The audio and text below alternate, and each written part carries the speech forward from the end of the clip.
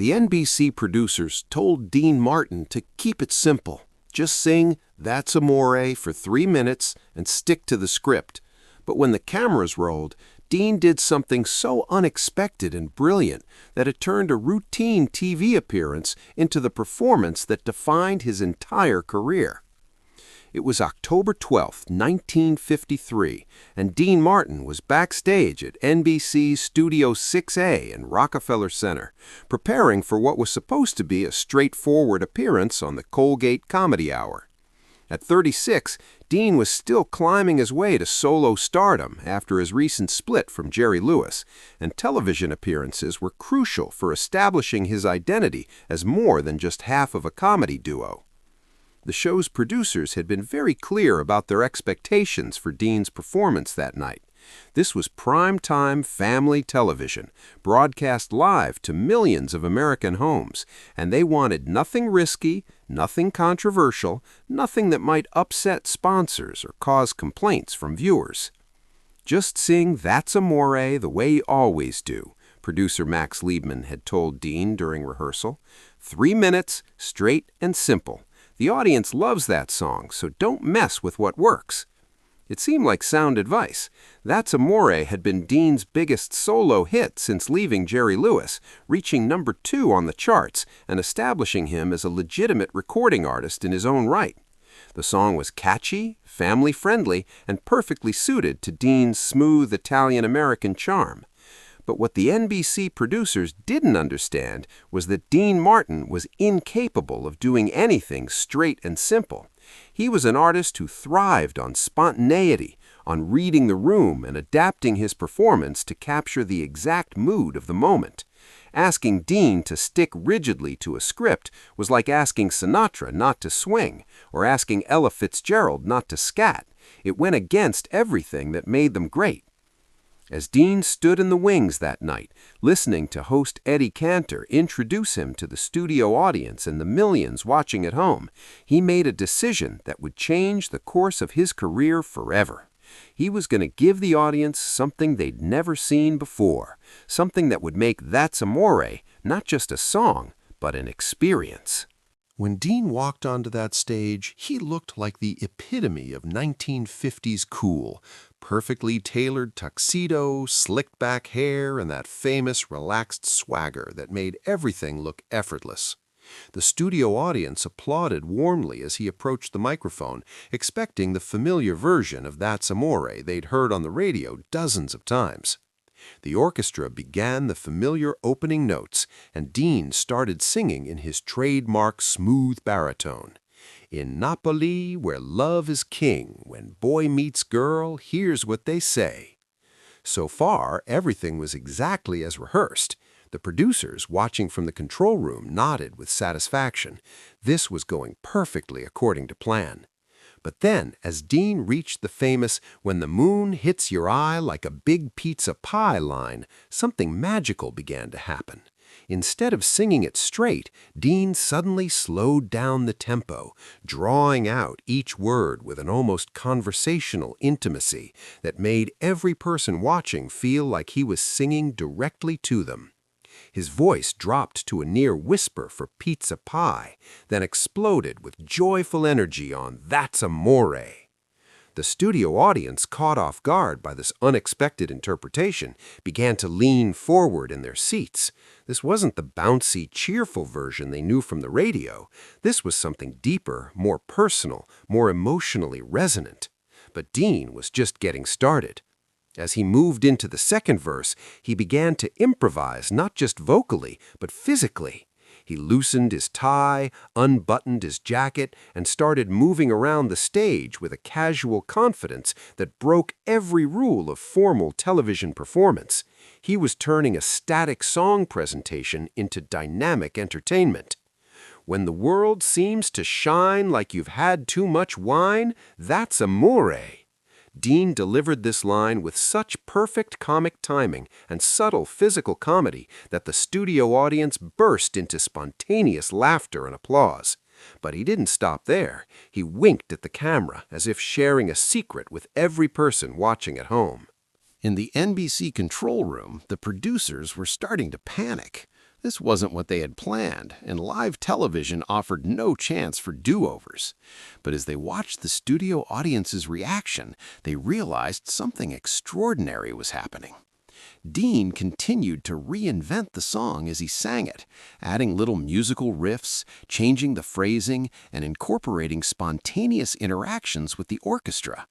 When he got to the bridge of the song, he actually stopped singing altogether and started talking to the audience. "You know," Dean said, as if he was chatting with friends in his living room rather than performing for millions of viewers, "I was in Napoli last year, and let me tell you, when the moon hits your eye there, it really is like a big pizza pie. Although," he paused for perfect comic timing, "the pizza's a lot better than the moon." The audience roared with laughter, and Dean seamlessly transitioned back into the song, but now with even more energy and personality than before. As he reached the final chorus, Dean did something that no one expected. He invited the studio audience to sing along. On live primetime television, he turned a solo performance into a community experience. "Come on, everybody knows this part," Dean called out, conducting the audience like they were his personal choir.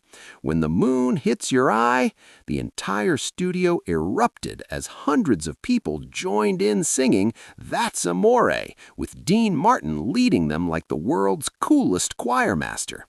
But Dean saved his biggest surprise for last. As the song was ending, instead of taking a bow and walking off stage as scripted, he sat down at the piano and began playing a gentle, improvised outro that transformed That's Amore from a fun novelty song into something almost romantic and deeply emotional.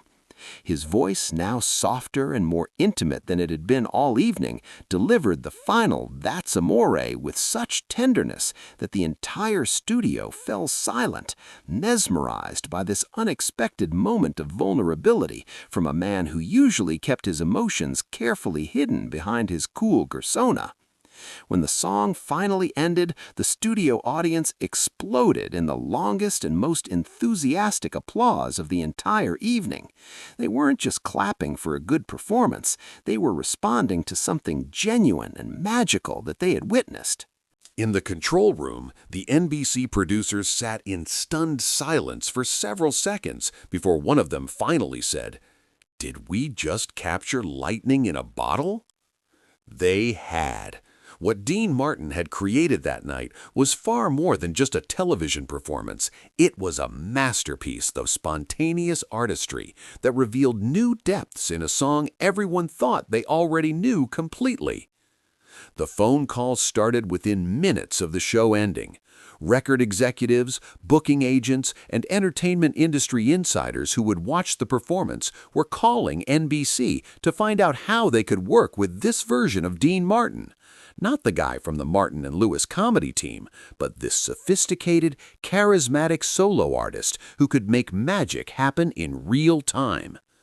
Capitol Records, Dean's label at the time, immediately wanted to know if Dean could recreate that performance in the recording studio. But Dean, with the wisdom that separated truly great artists from merely good ones, knew that the magic of that night couldn't be artificially reproduced. "You can't bottle lightning twice," Dean told the record executives. "That performance was special because it was spontaneous, because it was real. If we try to copy it, we'll just end up with a copy." Instead, Dean used the momentum from that television appearance to establish himself as an artist who could take any song, no matter how familiar, and find new layers of meaning in it. That NBC performance became the template for his entire solo career, taking audience expectations and then exceeding them in ways no one saw coming. The critics who had dismissed Dean as just a pretty face with a decent voice were forced to reconsider their opinions. Variety wrote, "Martin's performance on Colgate demonstrated that he possesses not just vocal talent, but genuine artistry. He took a simple novelty song and revealed depths that no one knew were there."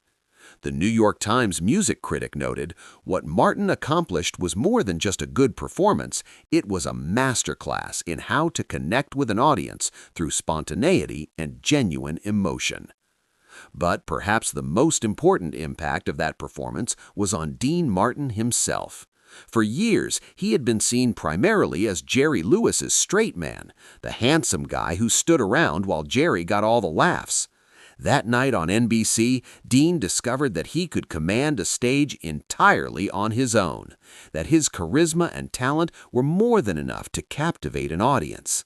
That was the night I realized I could be more than just a singer, Dean later told friends. I could be an entertainer who happened to sing, rather than a singer who tried to entertain.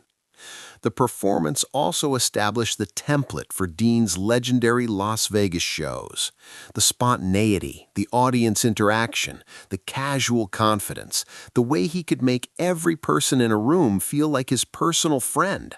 All of these elements that would make him the king of cool originated in that October night at NBC. Word of the performance spread quickly through Hollywood and the entertainment industry. Frank Sinatra, who'd been watching the show at home, called Dean the next day to tell him it was the best television performance he'd ever seen. "You didn't just sing that song," Sinatra told him. "You made it yours forever." Sinatra was right. From that night forward, That's Amore belonged to Dean Martin in a way that went beyond just having recorded it. He had taken a novelty song and turned it into a signature piece that would define his entire persona. The NBC performance also caught the attention of the men who would soon invite Dean to join what would become known as the Rat Pack. They weren't just impressed by his voice, they were impressed by his ability to think on his feet, to turn any situation into entertainment, and to make it all look absolutely effortless. Over the years, Dean would perform That's Amore thousands more times, but he never tried to exactly recreate that NBC performance. Instead, he treated each performance as a new opportunity to find something fresh in the familiar lyrics, to connect with whatever audience was in front of him. "The song stays the same," Dean once explained, "but the performance is always different because the people are different, the moment is different. That's what keeps it alive." The lasting legacy of that October night in 1953 extended far beyond Dean Martin's career. It became a masterclass for other performers in how to take a simple assignment and turn it into art. It showed that the difference between a good entertainer and a great one isn't just talent, it's the willingness to risk everything in pursuit of a moment of genuine magic. The NBC producers had asked Dean Martin to keep it simple, to stick to the script, to give them exactly what they expected. Instead, he gave them and the world something they never could have imagined, a performance so perfect and so spontaneous that it became the gold standard for what live entertainment could be. Dean Martin was told to play a simple song on TV, but what he released that night was far more than just a performance. It was a masterpiece of spontaneous artistry that proved sometimes the most beautiful things happen when you throw away the script and trust your instincts. That 3-minute performance launched Dean Martin's solo career, established his persona as the king of cool, and created a template for entertainment that influenced countless performers who came after him, all because he decided that simple wasn't good enough when you have a chance to create magic instead.